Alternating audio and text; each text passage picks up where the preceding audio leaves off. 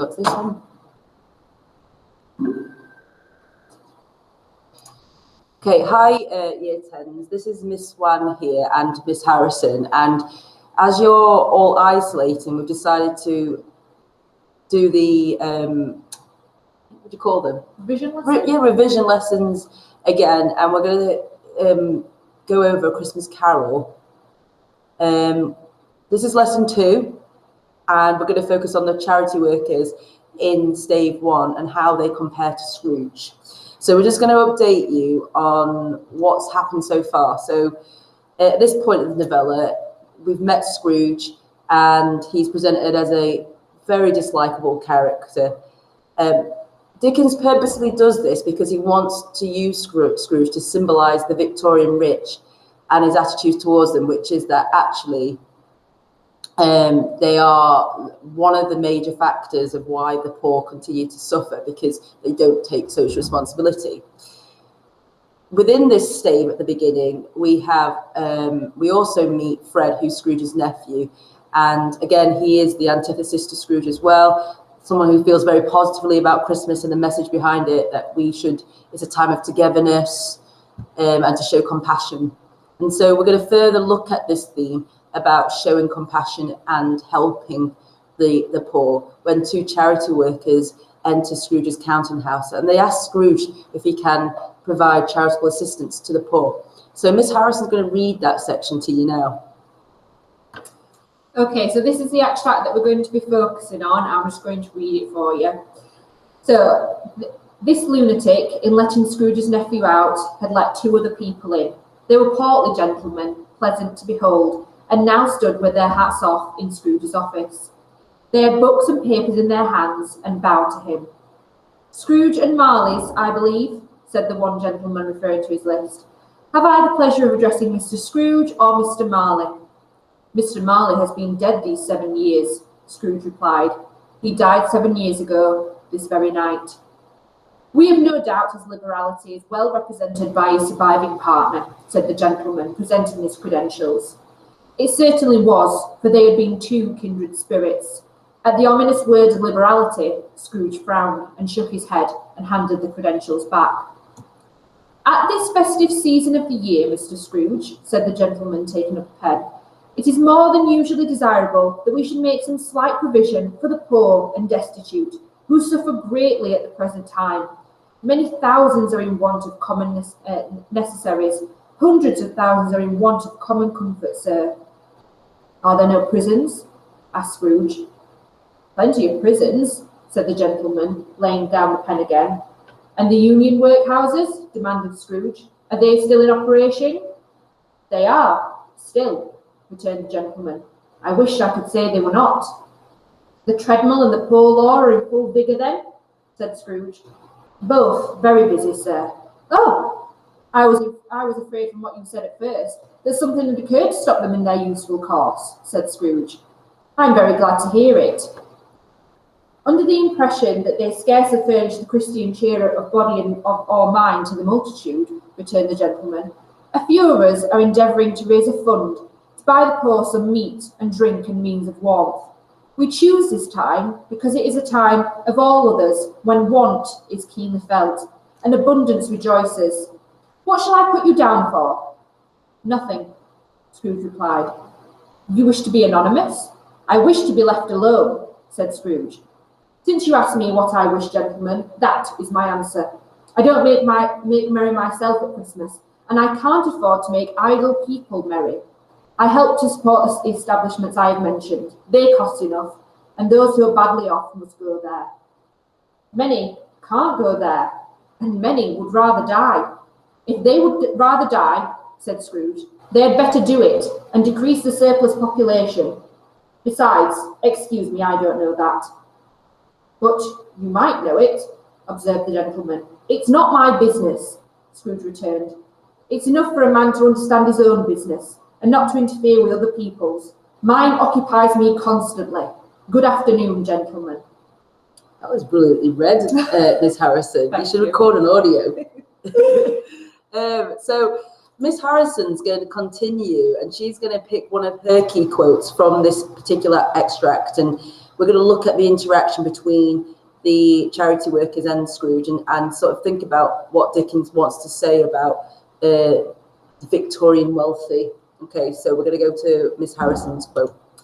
Okay, so this is one of the key quotes for the interaction between the charity workers.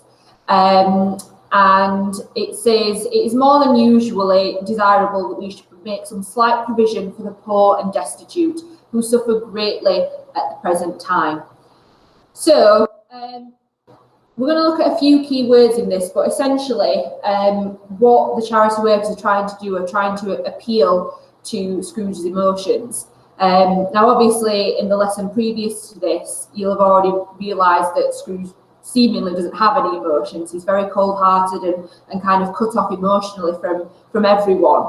As you know, when you've already studied stave 1 in class, you'll see, as Miss Wan's already said, Fred is the antithesis to Scrooge in lots of ways, mainly his attitude towards Christmas, but he just seems very cold-hearted and doesn't really care about anyone other than himself. So the charity workers are trying to kind of break down that barrier, and we've got this idea of social duty or social responsibility here, with the charity workers coming to businessmen or businesses generally in the area. They are relying on them as people who have money and have the ability to help to follow through with that. And we can see that through the use of emotive language, you know, the fact that they're referring to them as poor and destitute, and the fact that they suffer greatly. Obviously, that verb suffer has connotations of pain. So it's not just that they're suffering in terms of the fact that they haven't got anything, it could even be causing them health issues, as we see later on in the novella with Tiny Tim, who suffers because of his parents' lack of income, and therefore is unable to get medical treatment for his condition. And again, that's kind of emphasising further by that use of the adverb greatly. So it suggests that the suffering is kind of on a huge scale. It's not just a few people who are affected.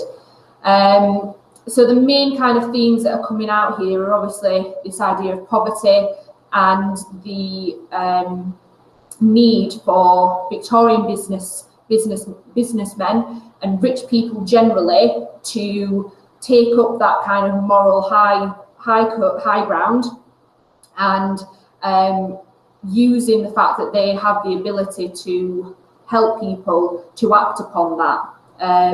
As we see again later on in the novella, right at the end of stave 5, when, you know, Tiny Tim doesn't die, and the fact that Scrooge becomes like a second father to him, they have the ability to do that and to help people who are poor and destitute.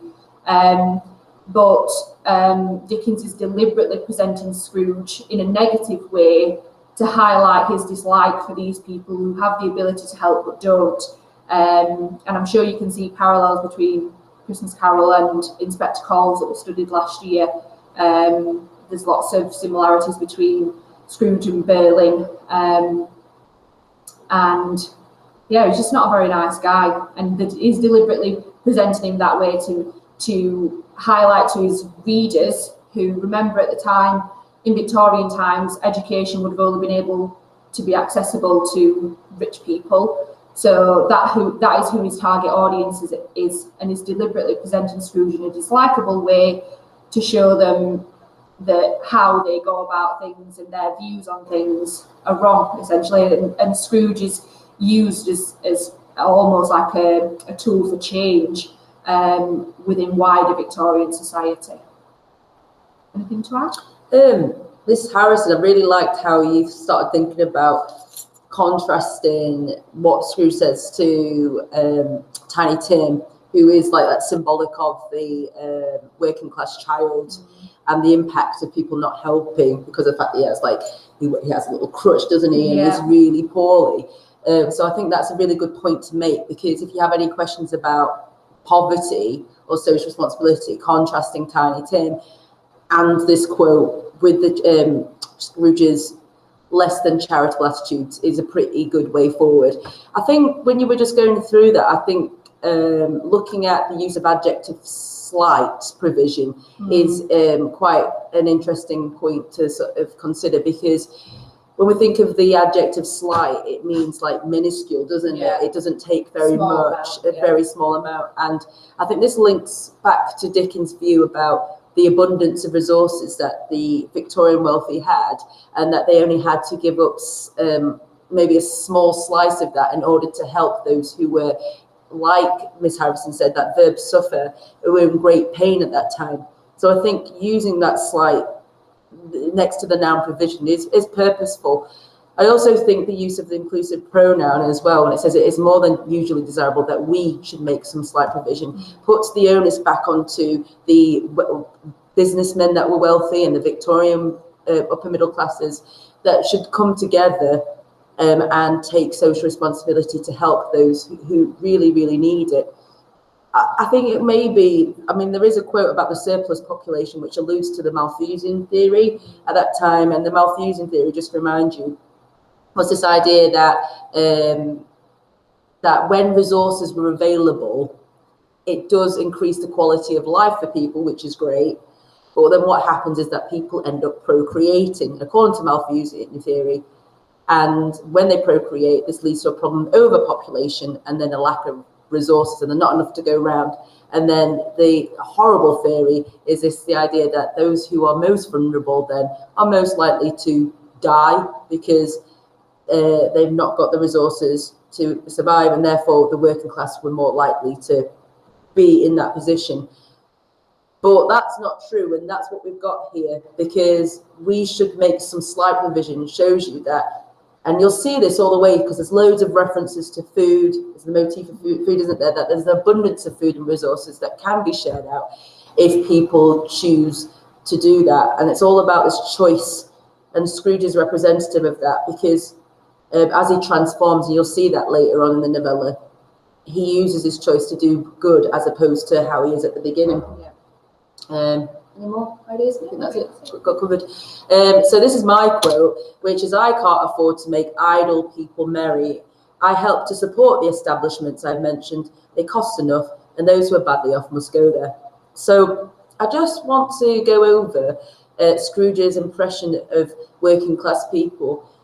He says, "I can't afford to make idle people merry." So the adjective idle is synonymous with laziness. And there was this common misconception that the reason why working class people were suffering was because they were not hardworking, and that's not true. And again, we go to the Cratchits again for that example. So some people could be critical and say, well, aren't they an over-idealized version of the working class people? But I think Dickens uses this romanticized view of the Cratchit family purposefully, because he wants to show that actually it's not because working class people are lazy, it's because they aren't given help from the rich in order to improve their quality of life. Ironically, Scrooge says, "I can't afford." Well, he can, okay, but he chooses not to. He also goes on to say, "I help to support the establishments." If you remember earlier in the extract, Miss Harrison says the line about the Poor Law Act is bigger than the Treadmill Act. Yeah, and this is also problematic, because the Poor Law, as a consequence of that, this was in order to support the working class. Workhouses were created, and these were places which, if you needed extra help, you had to go to in order to sort of earn your keep. But there were such awful places. I think they were used as a deterrent in order to put people off from basically getting help from the state. And when he supports these establishments, he's actually increasing the suffering of the working class people, because these workhouses were so bad that people would rather go on the streets than work there. And he says, "and those who are badly off must go there." So this is a reminder about the limited options that working class people had, because many people would rather be homeless than go to these workhouses. I think the problem here that we've got, and I think Dickens serves to highlight, isn't that working class people are lazy, but it's the stereotypes that the rich have of working class people, and it's reflecting making us reflect, because when we look at the Cratchit family and we look at Bob Cratchit, who works with Scrooge, and he is very hardworking, it sort of makes us feel that, again, are the Victorian rich taking enough social responsibility and actually questioning the establishments that we do have in Victorian society, which were actually not helpful at all, and serve to increase the plight of the working class, I think, and keep them in their sort of lowly positions. Anything else to add there? I just think with that last line, those who are badly off must go there, that use of that imperative verb must kind of highlights the fact that it's the selfishness and cruelty of these Victorian upper class businessmen that are, you know, making the plight of the poor and the suffering of the poor so much worse than it needed to be. And again, I think that's done deliberately by Dickens to highlight just how morally corrupt the Victorian upper classes were. And I did have something else.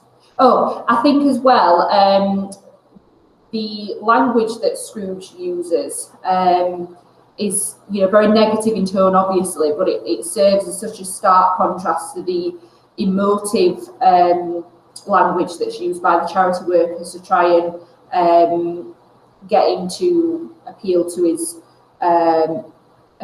kindness. And I think, again, that just shows how detached Victorian upper class society was from anything else. Again, you can see huge parallels between Inspector Calls and Christmas Carol, just how much of a little bubble they were encapsulated in, and the fact that they just either didn't understand the plight of the poor, or more likely is the fact that they just didn't care. And Scrooge's language, particularly in the first stave, is very businesslike, very monetary in terms of its connotations. It's very blunt and harsh, which is obviously reflective of his character in stave 1 as well, which is again done by Dickens to highlight just how much of a dislikable group of people Victorian upper class businessmen were. I think that's a really good point, because when you were talking about that, I noticed the semantic field of finance there, affording costs. And I think, again, he thinks very much in terms of them being a monetary cost, as opposed to them being actual human beings. And that's almost dehumanizing, isn't it? And I think, again, when we look at the repetition of the pronouns, the first person pronouns, it is very much him sort of making that choice, isn't it? As opposed to the charity workers, where they use the inclusive pronoun we. They're all about sort of society, whereas Scrooge is just about the individual. And again, he's just detaching himself from any responsibility. Shows his selfishness, doesn't it? So those are our two quotes. You will notice that there may be a mixture of both me and Miss Harrison, or me, Miss Harrison, and Miss Marshall. We decided to record the second one early, but we're going to record stave 1 on Tuesday with Miss Marshall, so she's going to be making a comeback. So we hope you find this useful. We're going to also attach a worksheet for you to fill in. Again, these will be out on the YouTube channel, so again, you can the YouTube, because I'm so young and sort of hip. I refer to it as the YouTube. So the worksheet will be attached, and therefore fill it in. Use these as revision notes, because in January you will come back and you will have your first assessment on this. Okay, so thank you. Stop sharing.